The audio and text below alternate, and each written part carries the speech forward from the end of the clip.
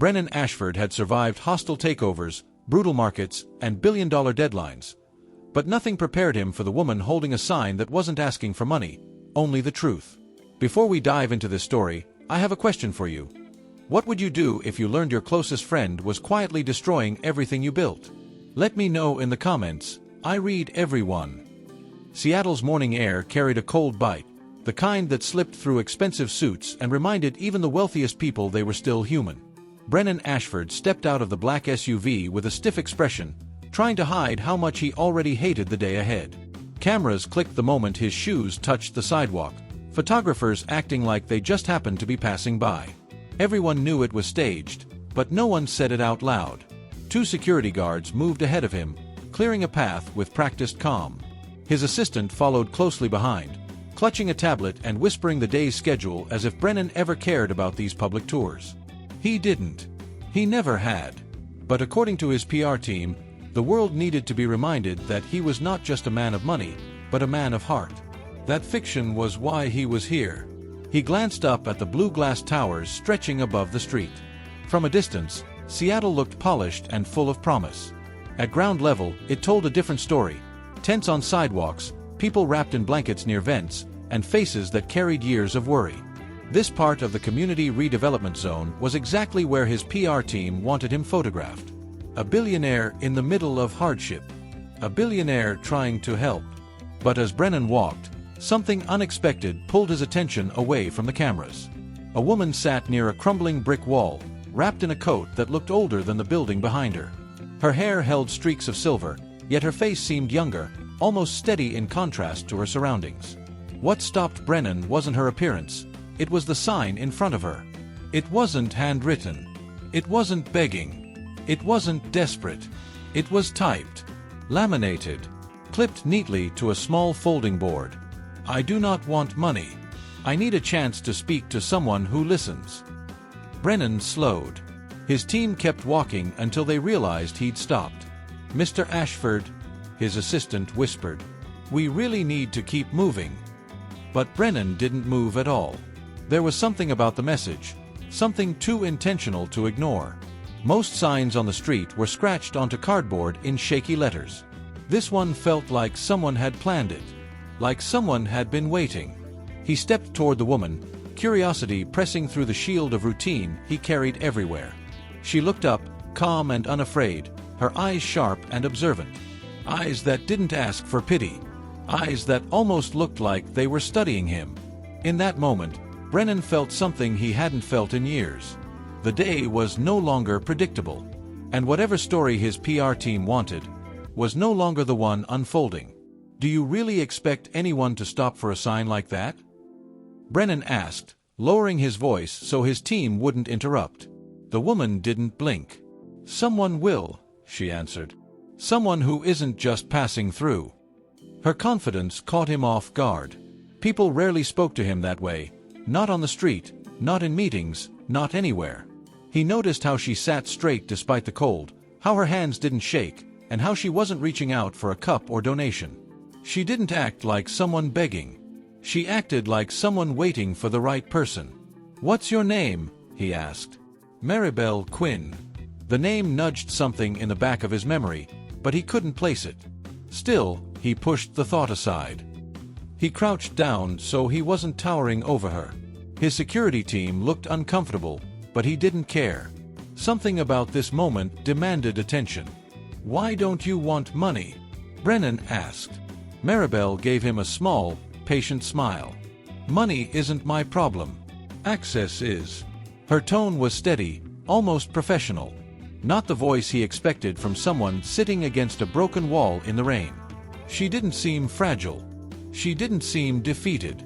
She seemed deliberate, calculated, like she'd been in far more powerful rooms than the one Brennan left that morning. "What kind of access?" he asked. "A conversation," she said, "with someone who can do more than pretend to listen." He felt a sting in his chest, because she was right. Most people in his position offered quick nods, empty promises, or polite phrases meant to wrap an encounter like a package. But her voice cut through that. "Talk to me," he said. Her eyebrow lifted slightly. "Do you actually mean that, Mr. Ashford?" Or is this part of your morning photo op? His assistant stiffened. One guard stepped forward. Brennan raised a hand, stopping them all. You have my attention, he repeated. Maribel studied him as if weighing the truth behind his words. Finally, she said, all right. Then ask me the one question people like you never ask people like me. What's that? What actually happened to me? The street noise softened in Brennan's ears. Her voice had weight, not because it was loud, but because it carried something deeper. He nodded slowly. Okay. What happened? Maribel looked toward the skyscrapers rising over the city, her expression steady, almost reflective. I didn't fall, she said. I was pushed. Her words hit him harder than he expected.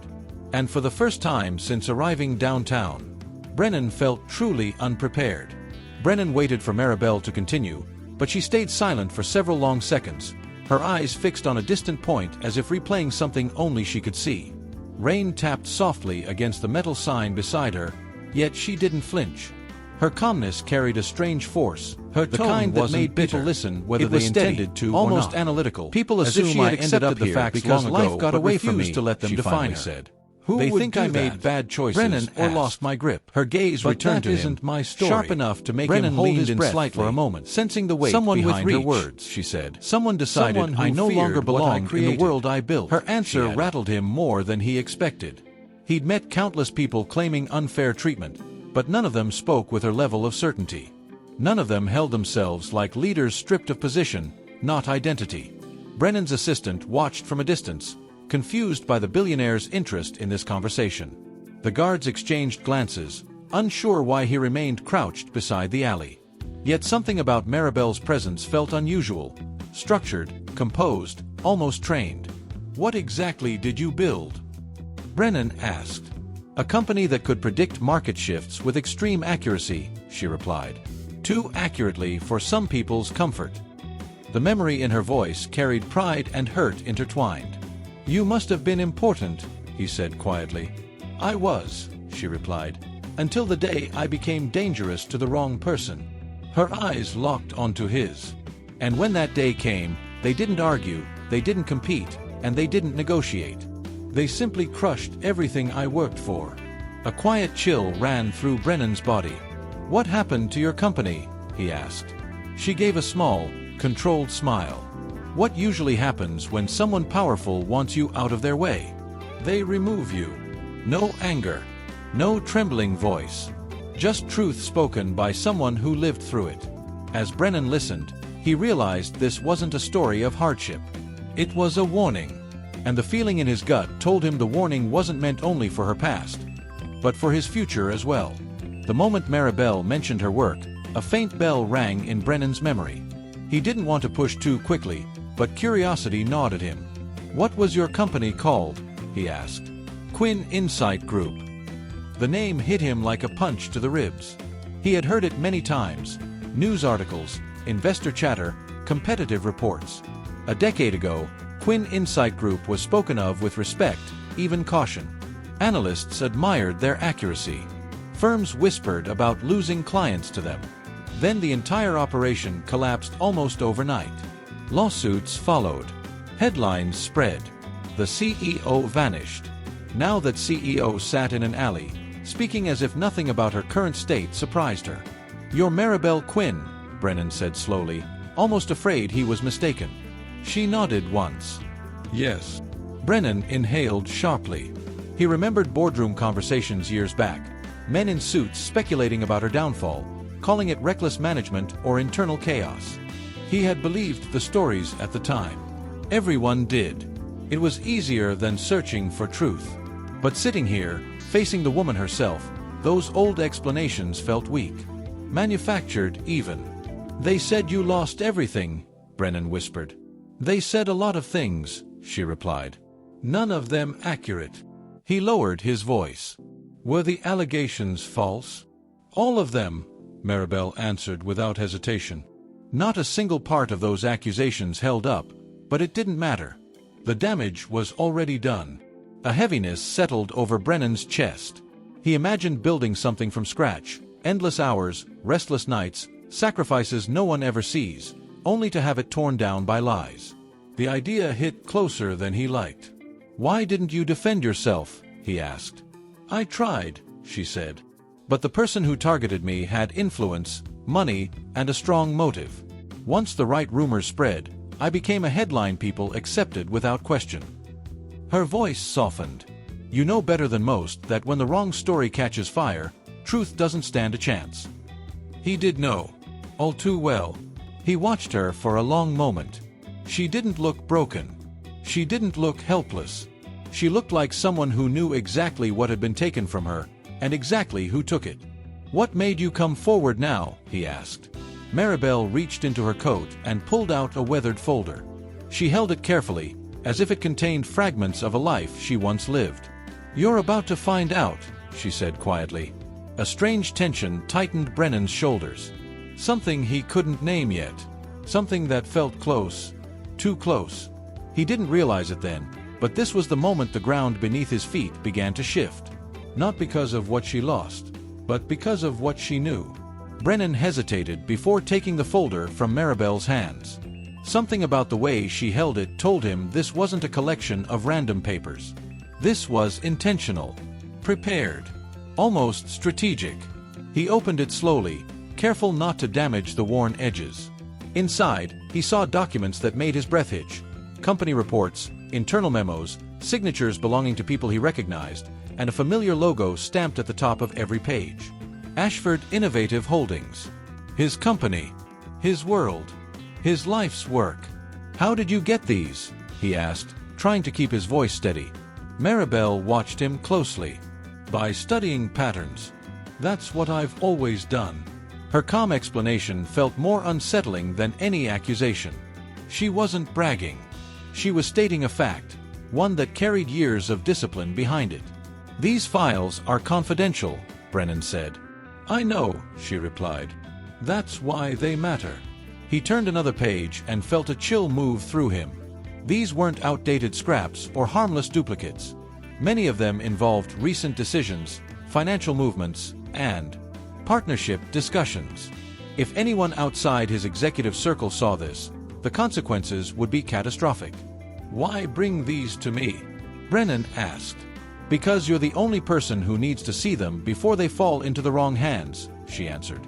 Her voice carried no fear, no hesitation. Instead, it held a conviction that unsettled him more than the documents themselves. "You've been watching my company?" he asked. "I've been watching the person who destroyed mine," she corrected. "Your organization was caught in the crossfire."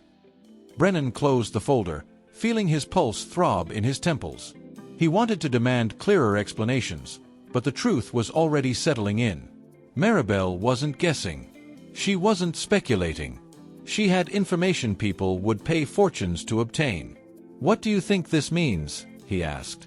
"It means the same tactics used on me are resurfacing," she said. "And you're the next target." Her statement dropped like a heavy weight, pushing the air out of his chest. Brennan had heard whispers over the past few months, shifts in boardroom behavior, subtle financial adjustments, unusual transfers. He brushed them off as normal fluctuations. But hearing her speak made those pieces fit together in ways he didn't want to face. "You came here prepared," he said. "I've been waiting for the right moment," she replied. Brennan stared down at the folder again, then back at her.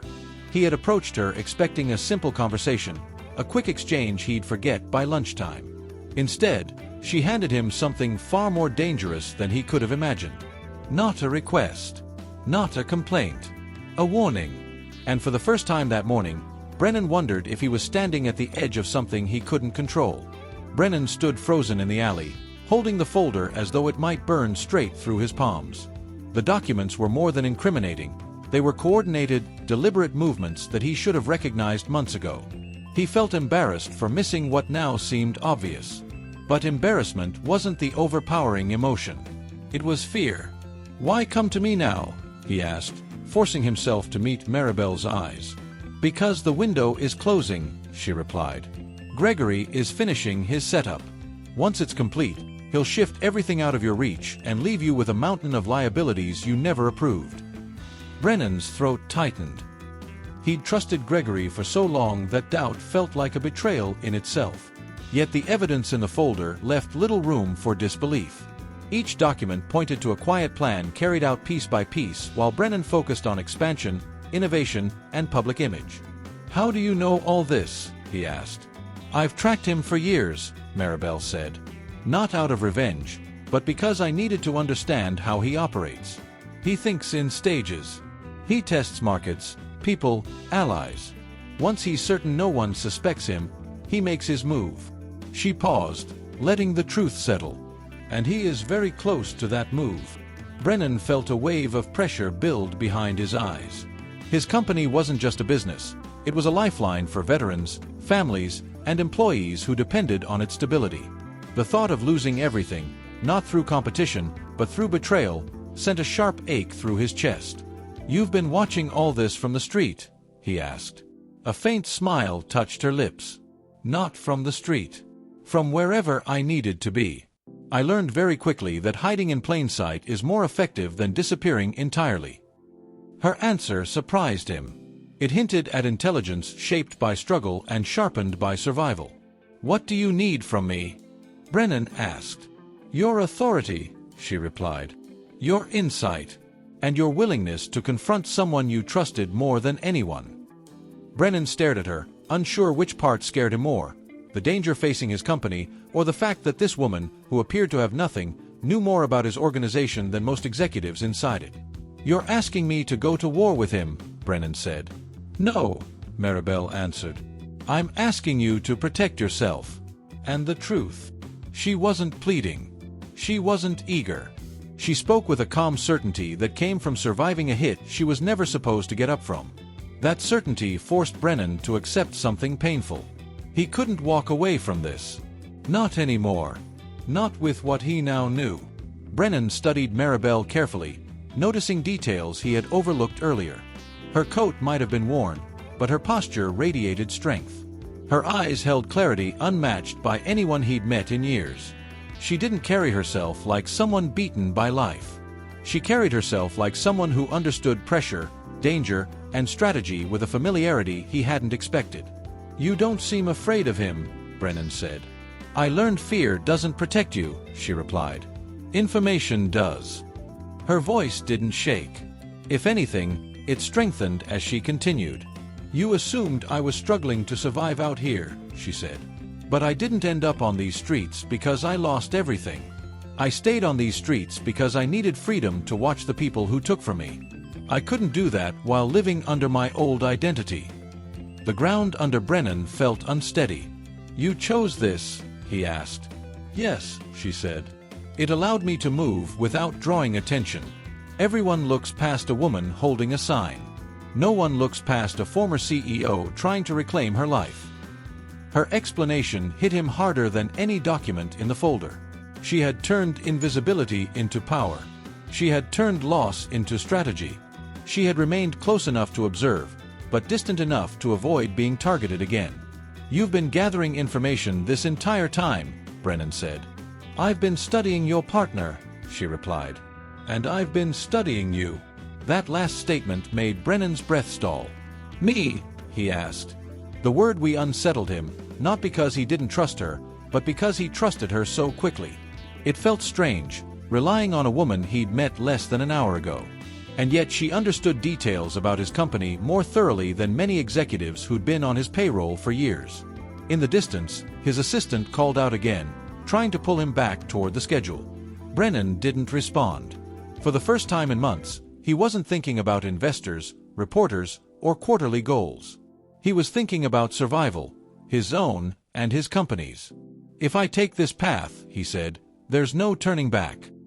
"That's true," Maribel answered. "But staying silent will cost you far more." The certainty in her voice brought a pressure behind his ribs. He wasn't only deciding for himself. Thousands of employees depended on him. So did veterans who received training through programs his company funded. Walking away now would leave them vulnerable to Gregory's reckless ambition. "You think I can stop him?" Brennan said. "I know you can," Maribel replied. "With the right information and the right timing." Brennan looked into her eyes, searching for doubt. There was none. She believed what she was saying. She believed in his role in this fight. And for reasons he couldn't fully understand, he believed her. He shut the folder and stood slowly. The world around him returned. Traffic, voices, the weight of expectations, but everything felt different now. Nothing about the day would go as planned.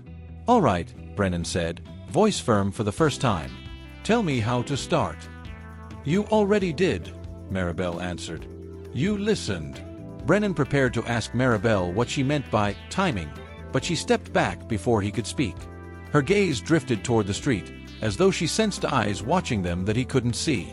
"I've given you enough for now," she said. "Anything more and he might notice a shift." Brennan frowned. "You think Gregory is monitoring today?" "I think Gregory monitors everything," she replied. A passing bus rumbled by, sending a gust of wind through the alley. Maribel tucked the typed sign into her coat and reached for a small canvas bag tucked beside her.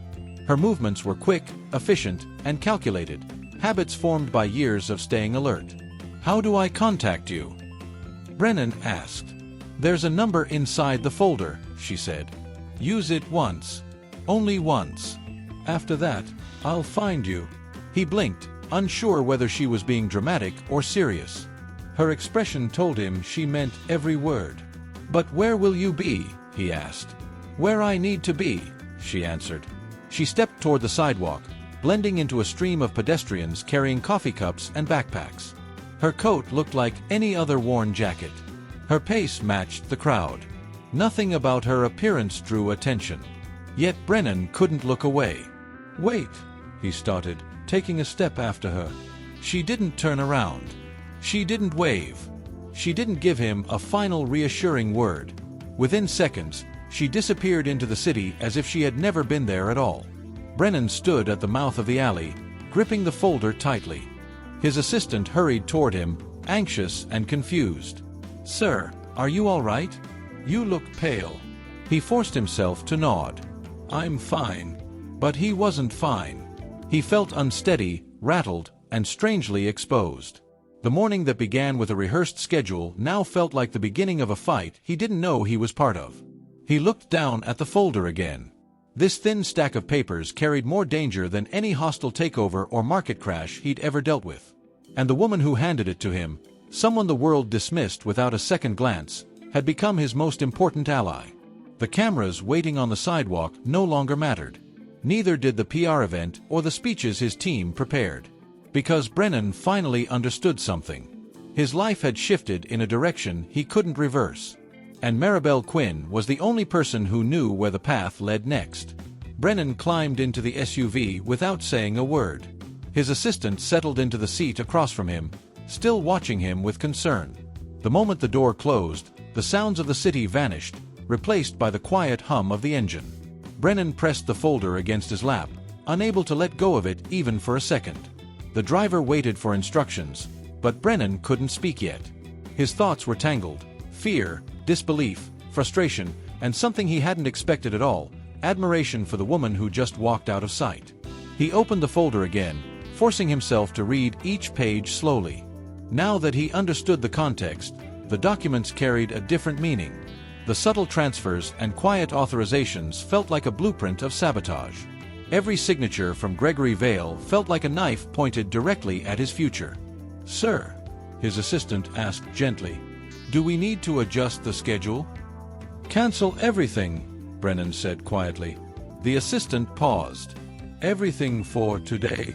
Everything for this week." He didn't look up. He didn't need to. His voice made his state of mind clear. He leaned back in the seat, rubbing his temples. Memories of Gregory flooded in, late-night strategy sessions, arguments over direction, victories they celebrated together. They built the company from nothing. Or so Brennan believed. Now he wondered how long Gregory had been planning his exit. How long he had watched Brennan trust him without question. How many decisions Brennan thought were mutual but were actually designed to weaken him. The SUV pulled away from the curb. As they navigated through traffic, Brennan stared out the window, watching people hurry along the sidewalks. None of them knew a billionaire was sitting just a few feet away, silently questioning every assumption he had made for the last decade. He exhaled slowly, feeling the weight of responsibility settle deeper. Maribel's words replayed in his mind. Silence will cost you more. She was right. He couldn't ignore the truth anymore. He couldn't pretend Gregory would eventually straighten out. He couldn't delay action. He closed the folder and held it tightly, as if grounding himself. The first step toward fixing this mess was simple: acceptance.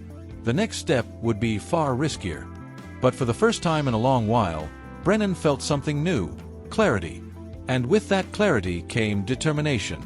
Brennan returned to his penthouse hours later, though the view from the floor-to-ceiling windows barely registered. The entire city seemed distant, almost out of reach. He placed the folder on the dining table and stood over it, hands resting on the surface as he gathered himself. He had spent years defending Gregory, trusting his judgment, and relying on him during the company's most difficult moments. Realizing that same man was preparing to walk away with the upper hand and leave Brennan to face the fallout felt like a betrayal, both personal and professional. He replayed Maribel's final words: "After you call, I'll find you." No explanation. No timeline. Just a promise spoken with a confidence that didn't fit the life she appeared to live. Yet Brennan believed her. Something about her presence, her insight, and her calm certainty made trusting her feel less like a risk and more like necessity. He opened the folder once more, flipping through the papers until he found the note she mentioned. A small strip of paper, folded neatly, marked with a single phone number. He stared at it, heart pounding. Calling her meant stepping into a battle he never asked for. Not calling her meant accepting a fall he couldn't recover from. For a moment, he considered the safe path: ignore everything, pretend the warning wasn't real, and hope Gregory wouldn't go through with his plan.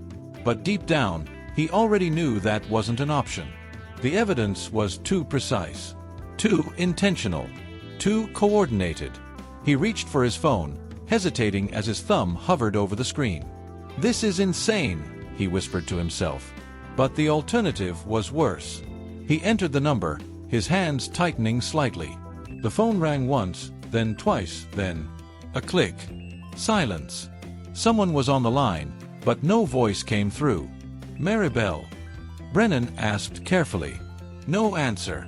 Just quiet breathing on the other end. "I'm ready to hear the rest," he said. "Tell me what comes next." Still no words, only soft, steady breathing. Then the call disconnected. Brennan stared at his phone, confused. Before he could process it, a notification flashed. "Unknown message received." A single line appeared on the screen. "Check your lobby." His pulse jumped.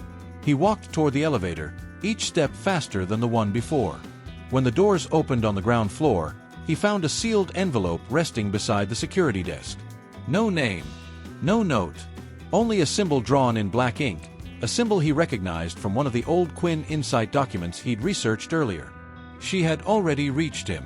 She had already started the next phase. Brennan picked up the envelope, knowing this was only the beginning. He wasn't walking into a simple business conflict.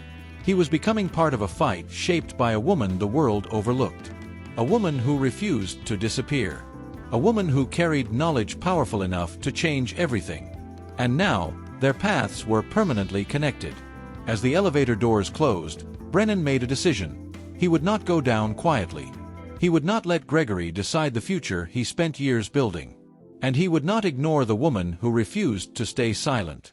Their alliance wasn't built on wealth. It wasn't built on power.